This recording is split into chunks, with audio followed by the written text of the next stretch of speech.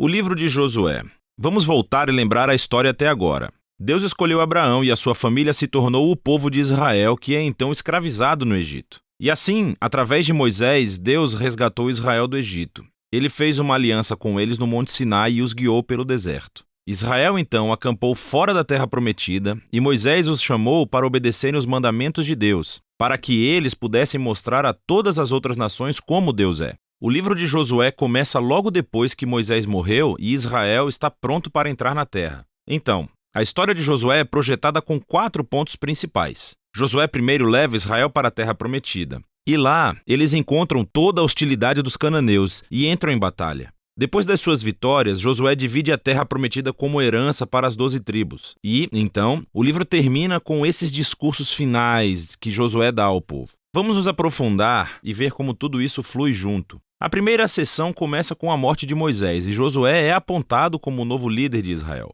E o autor intencionalmente apresenta Josué como um novo Moisés. Assim como Moisés, Josué chama o povo a obedecer a Torá, o que significa obedecer aos mandamentos da aliança que foram dados no Monte Sinai. E então Josué envia espiões para a terra, assim como Moisés fez em Números, capítulos 13 e 14. A diferença é que as coisas dão muito mais certo dessa vez. De fato, até mesmo alguns cananeus se convertem e seguem o Deus de Israel. Josué então lidera todo Israel através do rio Jordão e para a terra. Assim como o mar se separou para Moisés no Êxodo, aqui também o rio Jordão se separa e os sacerdotes carregam a Arca da Aliança, levando todo Israel com eles. Agora, no capítulo 5, a história muda. As pessoas olham de volta para as suas raízes como o povo da aliança de Deus. E assim, a nova geração é circuncidada e eles celebram a sua primeira Páscoa na terra. Mas então, eles se viram e se preparam para seguir em frente. E Josué tem esse encontro doido com o guerreiro misterioso, que é o comandante angelical do exército de Deus. E Josué pergunta: você está conosco ou é com os nossos inimigos? E o guerreiro responde: com nenhum dos dois. O que mostra que a verdadeira questão aqui é se Josué está do lado de Deus.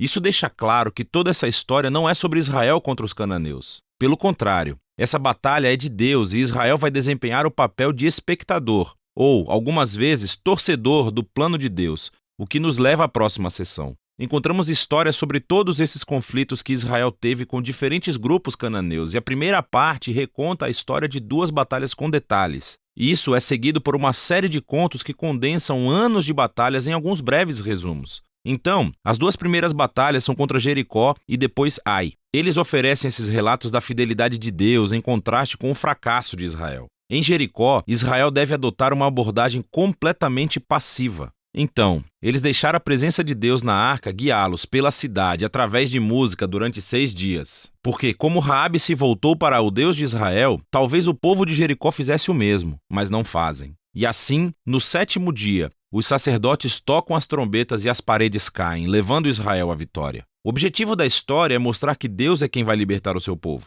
Israel simplesmente precisa confiar e esperar. Agora, a próxima história da batalha em Ai tem o objetivo oposto. Há esse israelita chamado Acã. Ele rouba de Jericó alguns dos bens consagrados que deveriam pertencer somente a Deus e depois ele mente a respeito disso. É uma jogada bem cruel depois de tudo que Deus fez por Israel. E assim, Israel vai para a batalha contra a cidade de Ai e eles são totalmente derrotados. E é somente após o arrependimento humilde e ao lidar severamente com o pecado de Acã que Israel ganha a vitória. E assim, juntas, essas 2 histórias têm um lugar na frente para mostrar um objetivo importante. Se Israel vai herdar a terra, eles devem ser obedientes e confiar nos mandamentos de Deus. Eles não recebem tratamento especial. Agora, a segunda parte dessa sessão começa com os gibeonitas, um grupo cananeu. E eles fazem exatamente o que Raabe fez. Eles se voltam para seguir o Deus de Israel e fazem paz com Israel. Isso está em contraste com todos esses outros reis cananeus que começam a formar alianças e coalizões e querem destruir Israel. Então, Israel entra em batalha com eles e tem uma vitória esmagadora. E assim, toda essa sessão conclui com uma lista de resumo de todas essas vitórias ganhas por Moisés e depois por Josué. Vamos parar por um segundo, porque há a possibilidade de que essas histórias e a violência nelas irão incomodá-lo. E, se você é um seguidor de Jesus, você é obrigado a se perguntar: Jesus não disse para amar os seus inimigos? Por que Deus está declarando guerra aqui? Então, primeiro, por que os cananeus? As razões principais são dadas anteriormente na história bíblica. É que a cultura dos cananeus se tornou extremamente corrupta moralmente, especialmente quando se trata de sexo. Veja o capítulo 18 de Levítico. E eles também praticavam amplamente sacrifício de crianças. Veja Deuteronômio capítulo 12. E Deus não queria que essas práticas influenciassem Israel. Os cananeus tinham que desaparecer. O que levanta uma segunda questão. Deus realmente comandou a destruição de todos os cananeus como um genocídio? Então, à primeira vista, você olha as frases usadas nessas histórias. Eles os destruíram totalmente, não deixaram nenhum sobrevivente ou tudo o que respira.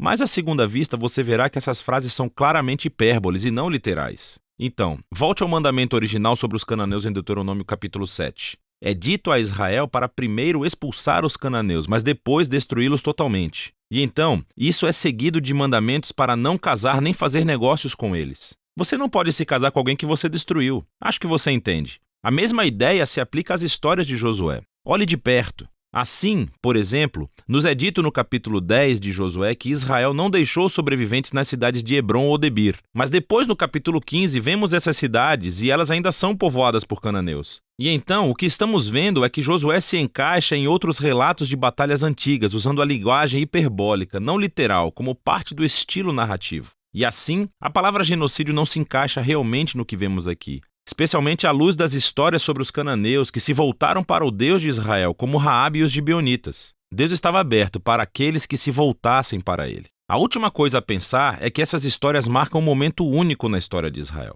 Essas batalhas estavam limitadas ao pequeno grupo de pessoas que viviam na terra de Canaã. Com todas as outras nações, Israel foi ordenado por Deus a buscar a paz. Veja o capítulo 20 de Deuteronômio. E assim, o propósito dessas histórias de batalhas nunca foi dizer a você, leitor, para cometer violência em nome de Deus. Pelo contrário, elas mostram Deus trazendo sua justiça sobre o mal humano, em um momento único na história, e como ele livrou Israel da aniquilação pelos cananeus. Agora, vamos voltar ao conceito do livro. Depois de anos de batalhas, vemos um Josué envelhecido e ele começa a dividir a terra entre as 12 tribos de Israel. E a maior parte dessa seção é uma lista de linhas de limite. E, vamos ser honestos, é um pouco entediante. É como ler um mapa sem fotos. Mas, para os israelitas, essas listas eram muito importantes. Esse foi o cumprimento das promessas antigas de Deus a Abraão, de que os seus descendentes herdariam a terra prometida. E agora tudo estava chegando aos detalhes, o que leva à seção final. Josué dá 2 discursos ao povo. Eles são muito semelhantes aos discursos finais de Moisés em Deuteronômio.